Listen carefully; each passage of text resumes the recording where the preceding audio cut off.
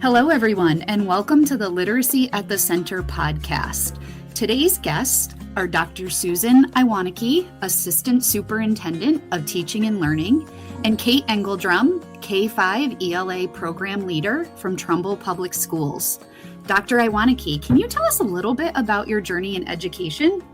Sure. I'm really excited to be here today. So thank you so much for your opportunity here. I started off in education with two family members. My parents were actually teachers in public school system. And that inspired me eventually to go into teaching. And I taught English on the high school level for a long time. And after a while, I became a coach for people working with English language learners. And that really inspired me to eventually go into live in South America and teach speakers of other languages how to speak English and Spanish, and return to the United States and work in K-5 literacy with Bristol Public Schools, where we went from being in a priority school district to working ourselves out of that designation using high literacy strategies. And I eventually brought that to Brantford, being a principal, and then New London being a principal, where we had a dual language program. And finally, I made a switch to central office, looking at curriculum here in both at Learn in the region and working with a lot of school districts all the way in the shoreline, and then finally came to Trumbull for the last 5.5 years as the Assistant Superintendent of Teaching and Learning, where I've been working with tremendous principals and program leaders and people who really meet the motto of committed to excellence. And I'm really pleased to be a part of the team that is here today with Kate Engledrum, who is our K-5 ELA Program Leader. She's just phenomenal. And Kate, we would love to hear from you. Can you also tell us a little bit about your journey in education? Absolutely. Like Sue, I come from a family of educators. My grandmother has her PhD from Columbia University, and she and my grandfather were both teachers and principals in the area. And I started as a classroom teacher in Bridgeport. I taught third grade, and I subsequently taught in Milford, taught second, third, and fourth grade there. From there, I decided that literacy and reading was definitely my passion, and I went on to get my remedial reading degree and my literacy consulting certificate. I became a literacy coach. And then from there, I came to Trumbull as the ELA program leader. So I'm just finishing my third year here in Trumbull and 17 years in education altogether. And again, I echo Sue's sentiments. I am super excited to be here to talk about the work that we're doing here in Trumbull. And also really proud to be on such a phenomenal team with such a phenomenal assistant superintendent and director of curriculum with Sue right next to me here. Kate, Trumbull has implemented the Bookworms compendium. Can you share how that implementation has been going from your role as the K-5 ELA program leader? Absolutely.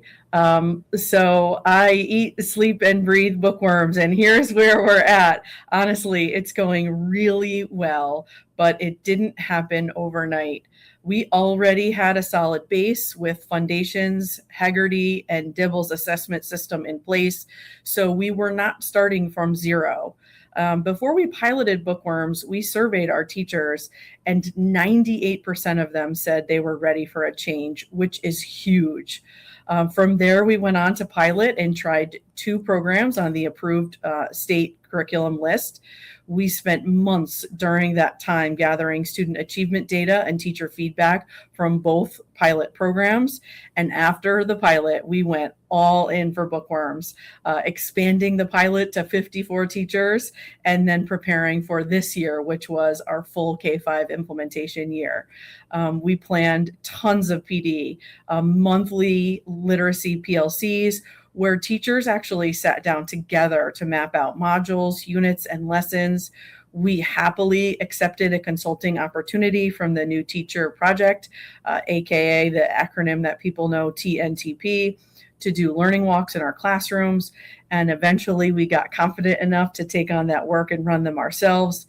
And what the data is telling us right now, honestly, is really exciting. Our culture is strong. Teachers are sticking to the program with fidelity. The books are phenomenal. And our first year data is showing us that our programming and instruction here in Trumbull demonstrates efficacy in improving student outcomes. But now the real work is helping teachers that in implementation. So we're not just doing the program, we actually have to own it, and we have to support our teachers and feel like they're true experts in their craft. So we have a lot of things that we want to talk about to you today, and that's our focus for next year. We have some things that we want to refine. We're tightening up our pacing, creating learning targets. We're not starting over next year, but in implementation, we're ready to level up, and we're getting ready for year 2, or Bookworms like 2.0 here in Trumbull. And we're so excited because we work alongside the best teachers, the best literacy consultants, and the best principals. So that's how things are going. That's great. Thank you so much for sharing that, Sue. I would love to hear from your leadership perspective. Why did Trumbull decide to focus on science of literacy methods back in school year 23-24? Thank you so much. That's a great question. Teachers were saying we want to have more information around the science of literacy. And we were pleased to actually partner with Cindy Adams through CES, who was working with our teachers who were learning about the science of literacy and said, wow, this is some of the best professional learning I've had in a long time. A big credit to Cindy, but also to the information. And then we also found that our literacy coaches, when they are what we call literacy consultants here in Trumbull, were looking at the materials from the state. They were saying there's some things missing that we should integrate into our program. And then we also had the opportunity to look at all of those materials and say to ourselves, is there a way to just pull from these materials to add to our program, or do we need to actually think about adding to the program? And obviously through the waiver process as well, it was noted by the State Department that we should amplify what we're doing in terms of the science of reading. And I think the final and most crucial step is we were noticing that some students we were not identifying in terms of their need for dyslexic supports. And so we said, how is this possible when we are doing so well in our general outcomes, and we want to make sure we're reaching every child? And so then when we surveyed the staff and they said, we want to change, we want to do this, it was really about, from a district perspective, we want to meet the State Department's regulations. We want to make sure we're supporting all children. We want to make sure we're putting the tools in the hands of teachers, that teachers have the buy-in and the input in terms of what we choose, but they also can use it based on their already very strong skill sets to meet all children that are now coming into their classroom. Trumbull has changed very much in the last 5 years in terms of our population. We have a lot more diversity in our population in terms of really different types of learners and different economic backgrounds. And so we wanted to make sure, no matter what, that our students are getting the very best. And that was our shift to making sure we're including the science of literacy. Thank you so much. I would love now to kind of dive into the specific action steps that you took within the district. So Kate, would you be able to walk us through step 1 in Trumbull's journey to improve literacy instruction? Absolutely. And some of it truly echoes on our journey, some of the things that Sue had just mentioned. But in the school year 2023-2024, our main charge was really to build literacy coherence and build buy-in. It is one thing to have a program on a shelf, and it's another thing entirely for every teacher in every building. Here in Trumbull, we have 6 elementary schools and over 100 elementary teachers. And it's another thing for those teachers to understand why we're using a program, how it connects to the science of reading, and what role they play in making the program or the compendium of programs work.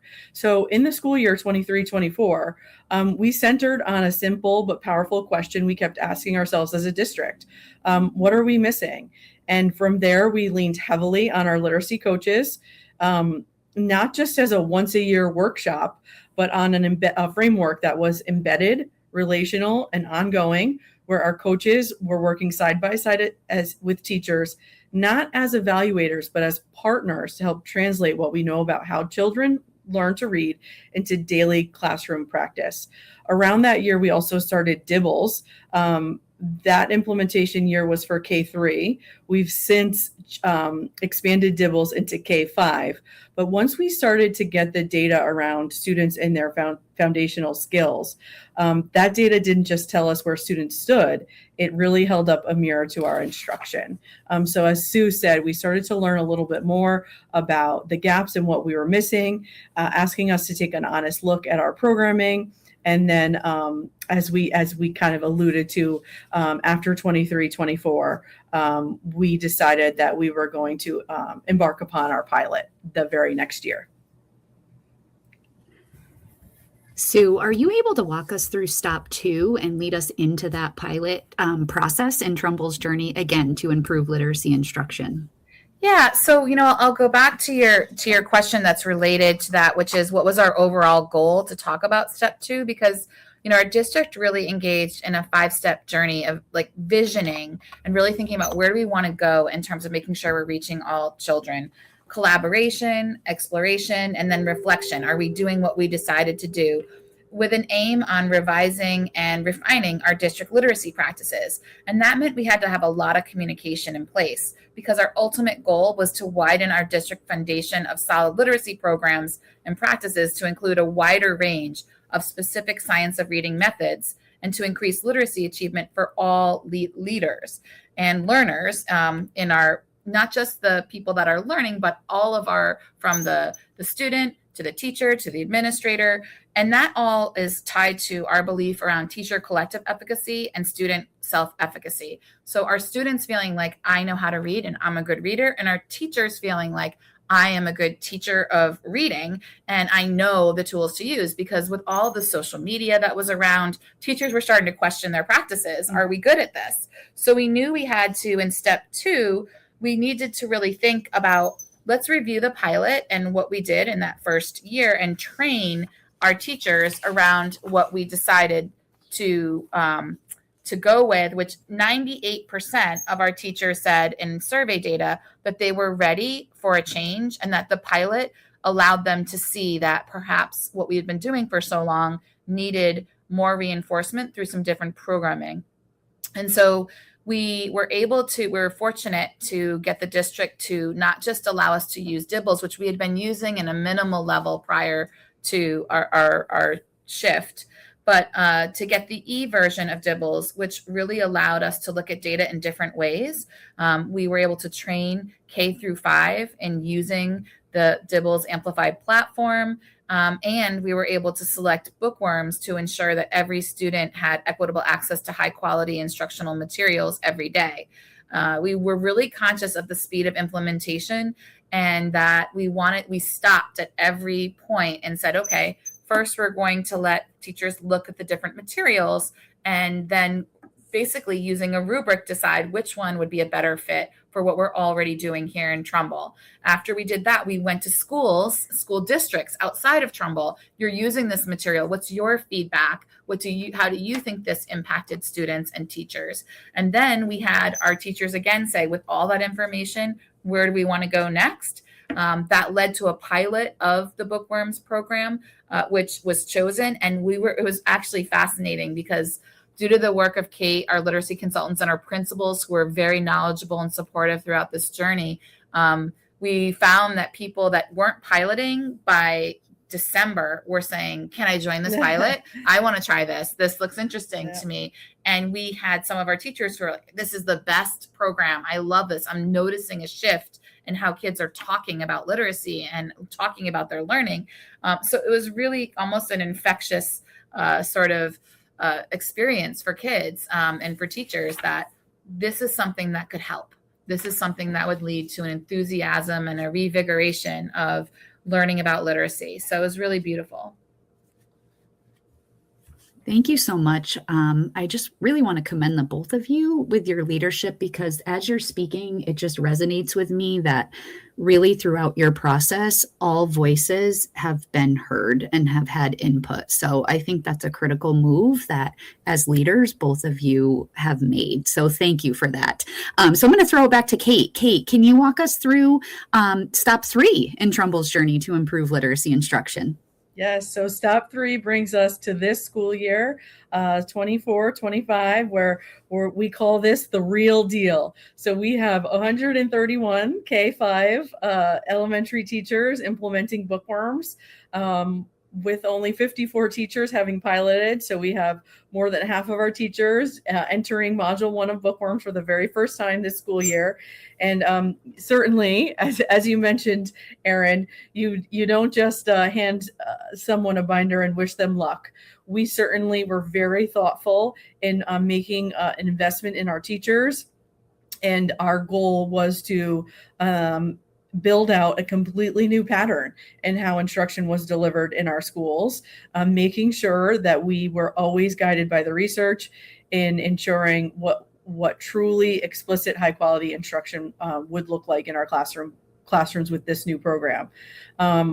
To start, we launched a partnership with one of Open Up Resources, which is the Bookworms publisher. One of their consulting partners is To Teach Global.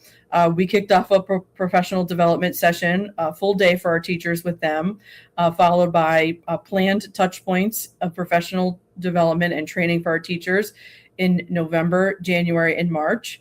But certainly, professional development doesn't just happen 4 times a year. It has to live in our professional learning communities on a monthly basis, and then also in our buildings every single day. So in our PLC, picture in your mind teams of teachers unpacking those modules, units, lessons, standard after standard, scripting text-dependent questions, mapping out the learning that is brand new for them and their students, reading text for the very first time. And the beautiful work of our literacy consultants. They don't just go into classrooms and say, hey, we're all trying this for the very first time. We very thoughtfully trained them and did so collaboratively, made sure that we were all on the ground, coaching, modeling, and leading the implementation dialogue. And then being responsive and tweaking along the way, with 2 things that we're really proud of this year. Something that we kind of came up with in response to teacher feedback that was called Bookworms Bits and Bites, where the literacy consultants offered voluntary before and after school training in response to particular classroom practices that were a little bit nuanced in Bookworms, like choral reading or ELA sentence composing, where teachers could translate into classroom practice the very next day. Or and the other thing that we were responsive to was using program-specific rubrics. We really wanted to make sure that they fit the rigor and high quality and high expectations that Trumbull has always held steadfast. And so we were really proud that we were able to tweak some of those and revise even starting in January, because we wanted to make sure things about the program also fit the work that we have been doing for many years.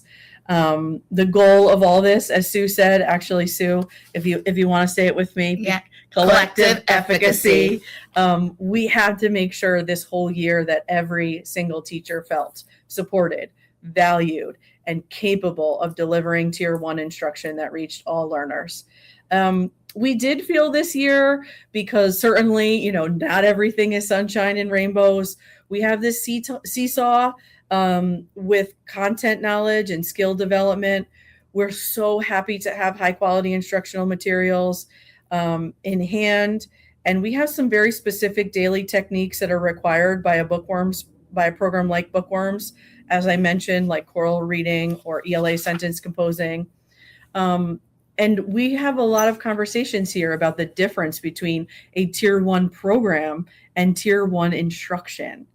And through it all, we have to give ourselves and our staff what a Bookworm staff member has told me, and we've held we talk about it all the time, what we call grace and space. Another thing that we've done this year is we've always monitored student data, teacher feedback. We try not to be, even though we always have a plan, we try not to be super rigid. As I mentioned, when it was time to be responsible to something like the rubrics, we revised them as soon as we knew we had to, so that we could measure and calibrate our own student growth. We also were ready to gather real-time information from our own classrooms without just waiting for end-of-year test scores. We needed to know what was happening right now. And so we were so pleased to enter that partnership with the New Teacher Project. The CSDE, as you know, Erin, offered that consulting opportunity. They led us on those reflective learning walks. And we were thrilled to pivot our last learning walk as a little magic happened on our third learning walk when we took on that experience ourselves, but we continued to use the TNT rubrics and debrief protocols to own the learning walk experience and to continue to see what was going well in our classrooms through year one implementation and what we needed to work on. When we looked at all of everything that we were gathering this year, student achievement data, learning walk data, module surveys, teacher feedback, it showed something truly beautiful. Our school cultures are incredibly strong. Our fidelity to the program was firmly in place, and our teachers are doing incredible work in our classrooms. And our data, as I alluded to at the beginning of the episode, handed us our year two work. We realize we've successfully created compliant implementers, teachers who are following our compendium recipe almost perfectly. And our next mountain to climb is moving them from compliant implementers to confident, empowered owners of our programming. Thank you so much to the both of you for really sharing those specific concrete action steps that you have taken to improve literacy instruction within Trumbull. I really think that other districts can learn so much from the specific actions that you have shared. So I'd like to continue to focus on kind of where you are now. And Sue, you touched upon this briefly earlier, and I want to go back to it. Can you dive a little bit deeper into what are some of those key reflective practices that Trumbull has used in order to improve literacy instruction for all learners? So you talked a little bit about your changing population and your students with dyslexia. So if you could dive a little bit deeper into what some of those practices are. Well, we have some ongoing work within our MTSS process that each of the buildings have really embraced in terms of looking at student performance, using the DIBELS data, using intervention data, thinking about what is the trend line of individual student growth and how does that correlate to what they need to learn next. But what we're really finding at this stage in our development of our literacy program is that at this point, I think Kate just kind of touched on it, they have been implementers of a program that has a lot to it. And we know that the science of reading really demands specific, explicit instruction. And so in our walkthroughs with TNTP, we actually continued those walkthroughs afterward on our own. And we're now at a stage where we really want to cut the fluff and teach the stuff, to quote Anita Archer. Our main goal now is really to cull through those materials and identify the standards and the associated experiences that'll lead to higher collective teacher confidence so that students will respond within the Bookworms framework. So we're finding that some of the pieces might be extraneous to what they really need. And so to really refine our tier 1 instruction and make sure that it's optimized is the stage that we're in right now. Now we're going back through those materials to further revise and refine lessons to make sure that those teachers that have a lot of experience give themselves that grace and space to pace and develop learning targets that are based on the data as opposed to based on the program of Bookworms. And really look at those in conjunction with defining what students need to know and celebrating what they've been successful at mastering. So it's a continued, science of reading and thinking about the science of literacy and how do we research and translate that into classroom practice. What cognitive patterns do we need to strengthen and which ones do we need to abandon? And again, how do those culminating tasks and rubrics provide high quality feedback for our students. So part of that marries with our district leadership and our district professional learning community, where we've really been doing district-wide, in addition to what we're doing on the elementary level, observations, and found that one of the areas we really want to focus on is making sure that every lesson across our district begins with a clear student-facing learning target. And so development of plans across a month or a unit, and then drawing on prior successful experiences will be really important to making sure that it's specific and explicit for students. We're really excited to coach our teachers into leaning into their craft as teachers of reading and writing, and trust themselves a little more than they trusted the text this year, and next level those practices to build consistency and coherence across our 6 schools. And we're fortunate that we have teams of educators, not just in our classrooms, but in terms of the investment our town has made in literacy coaches, with many of whom have Orton Gillingham training and background, so that they can use that to really make informed decisions about what pieces of this program and what does the data say, and how do we make that clear and concise for students in terms of what they're learning, and how do we measure if they've learned it. So that same cycle of teaching and learning, but maybe not quite just being so tied to the script of the text as they were this year. Thank you so much. All right, we've talked about where you have been, and now I am so curious to hear what is next. So Sue, school year 25-26 has come to an end, and I want to know, what is the next stop in Trumbull's journey for school year 26-27 when we're thinking about continuing to improve our literacy instruction? So what we're going to do this summer is we're really going to be developing some tools that we can implement in the fall. So I have teams of teachers coming in that are going to be working in collaboration with Kate, literacy specialists, teacher leaders, to create a sort of a monthly guide of what are the teaching points that we can use, particularly in reading. That's our first target area in terms of those learning targets. What does the student need to know and be able to do? Learning targets, as you know, are going to be tied to success criteria, but we're starting off with those learning targets tied to the school standards. We're going to then weave that into our professional learning and really look at the year being sort of an arc of tier 1 instruction that's married with very clear learning targets. And then, as per usual, we will be getting teacher feedback throughout the year, developing our PLCs, or our professional learning communities, that will reflect on the units and each step along the way, looking at curriculum maps that allow teachers to see, this is what we're doing now, this is where we're going, and this is how it marries with our other content areas. There's so many levels to the onion, as it were, that we're unpeeling. And at the center of it is our kids, and really making sure that they continue to have a joy for reading throughout this process. We know with new programs, there can be an implementation dip, and that implementation dip can also affect teacher psyche. And so our goal is always at the center, the students, and then after that, our teachers having high efficacy and really reaching those students and making them into joyous, confident readers that we know they can be with the right supports in place. Thank you so much. I love that phrase, kids at the center, because we all know it's all about the students and the children that we work with every day. I just want to thank you both for sharing your expertise and sharing those critical steps that Trumbull has taken. And I would love to end by asking you both, what's the top book on your summer reading list, both professionally, but also personally? So Kate, why don't we start with you?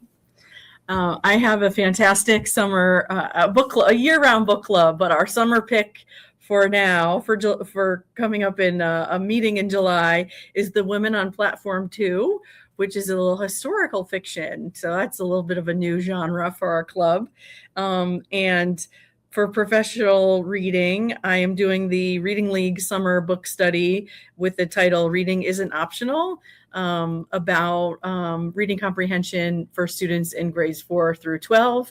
And there's some excitement around that book in the district. Actually, I have some literacy consultants on my team also in that book study. And then Sue was also generous in purchasing the book for herself and some of my colleagues here at the middle school and high school. So there'll be lots more to come around that professional read, which is so exciting because we love a great book and great professional work to talk about and lead and guide us through our constant conversations around curriculum, instruction, and assessment.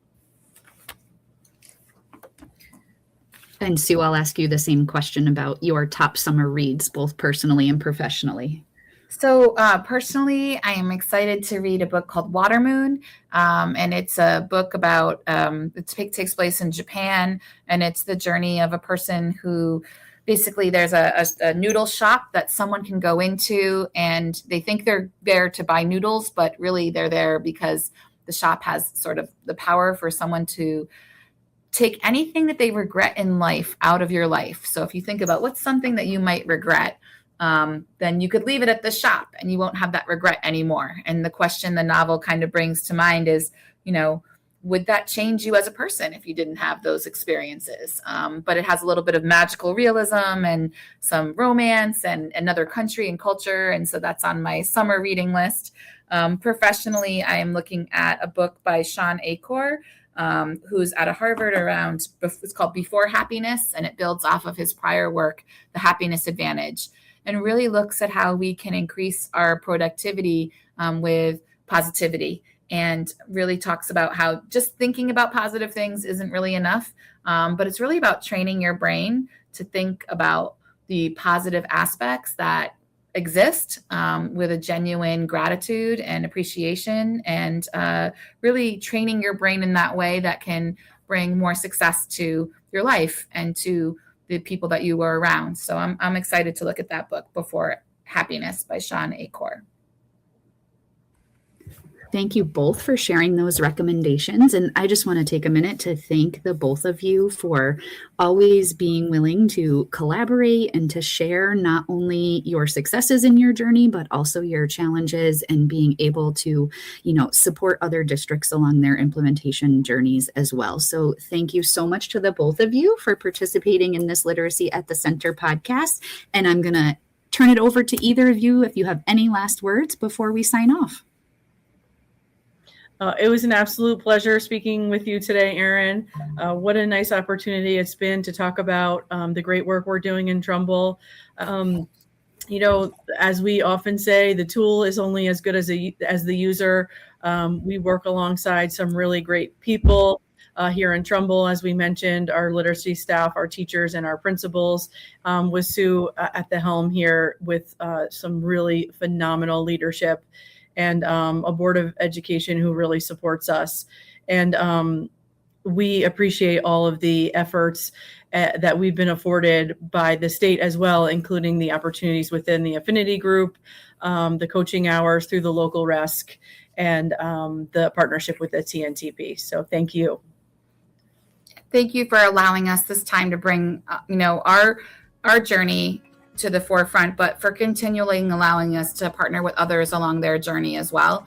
It's just been a really wonderful process that we were able to do. It felt like we were not just collaborating within our own district, but collaborating across the state. So thank you for making that happen for us. We really appreciate it.